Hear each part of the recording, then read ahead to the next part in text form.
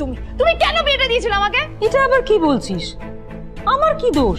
দেখ, ওই অসভ্য ছেলেটার সাথে বিয়ে দিতে চাইনি, যা করেছে তোর বাবা করেছে, এটা আমার কোনো দোষ। তখনই হঠাৎ নীল সেখানে এসে উপস্থিত হলো, কিন্তু ও দুজনকে উপেক্ষা করে ভিতরে চলে যাওয়াই শ্রেয় মনে করল।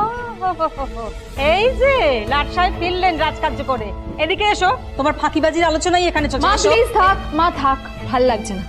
এমনিতেই অফিসের জন্য আমার লেট হয়ে যাচ্ছে, আর বিজন আমার ওয়েটও করছে। বিজনের নাম শুনেই নীলের মুখটা ফ্যাকাশে হয়ে গেল। আদ্রিতা নীলকে উপেক্ষা করেই বলল, আরে যে এই ছেলেটার মতো আর একটা ফাঁকিবাজ না তুমি পাবে না। তুমি কেন দাঁড়িয়ে আছো? এই যে শোনো শোনো শোনো শোনো, দাঁড়িয়ে আছো কেন? তোমাকে আমি বলেছিলাম আর.এন. গোল্ড ডায়মন্ডস তোমার সেটটা তুলেছো, তোলোনি তো। এইটা চাই না আমার।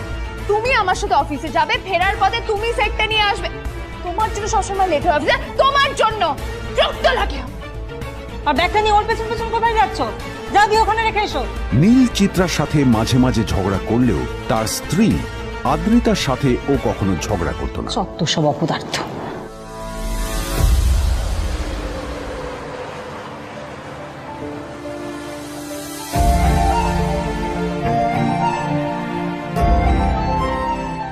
কিছুক্ষণের মধ্যেই তারা আদ্রিতার অফিসে পৌঁছে গেল।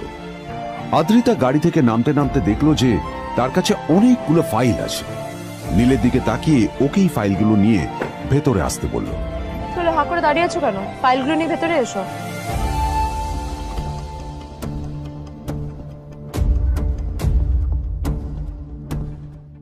আদ্রিতা যখন ওর ক্যাবিনে পৌঁছলো তখন দেখলো সেখানে আগে থেকেই ওর বন্ধু এবং বিজনেস পার্টনার বিজন বসে ওর জন্য অপেক্ষা করছে।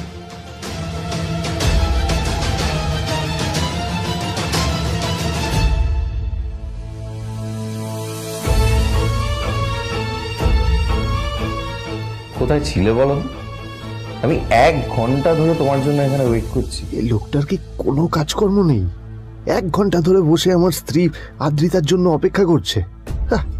সরি বিজন, আমি খুবই দুঃখিত যে বাড়ির কিছু লোকের জন্য না আমার সবসময় লেট হয়ে যায়। আদ্রিতার কথা শোনার পর বিজনের 1 ঘন্টা অপেক্ষা করার অভিযোগ 1 মুহূর্তের মধ্যে মিলিয়ে গিয়েছিল। কি হলো, হাসছো কেন? লটারি পেলে নাকি? লটারি? হ্যাঁ, তুমি আসা মানে আমার কাছে লটারির থেকেও বেশি দাম। তবে তার থেকে কিঞ্চিত কম দামি একটা গিফট আমি তোমার জন্য এনেছি।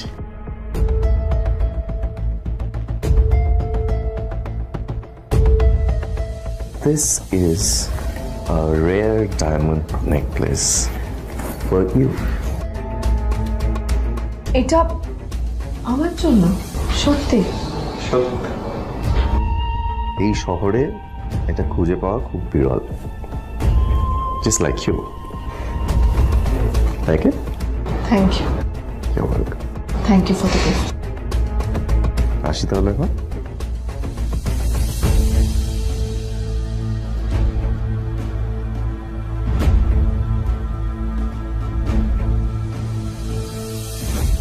আদ্রিতা, আমি আজ পর্যন্ত তোমাকে কোনো রকম উপদেশ দিইনি, কিন্তু আজ আমি তোমাকে বলতে বাধ্য হচ্ছি। এই যে এই লোকটা তোমাকে শুধুমাত্র ইমপ্রেস করার জন্য একটা নকল সস্তার হীরের গয়না দিয়ে গেছে। এরকম একটা লোকের সাথে তোমার মেশা উচিত না। ভবিষ্যতে কিন্তু তুমি বিপদে পড়বে।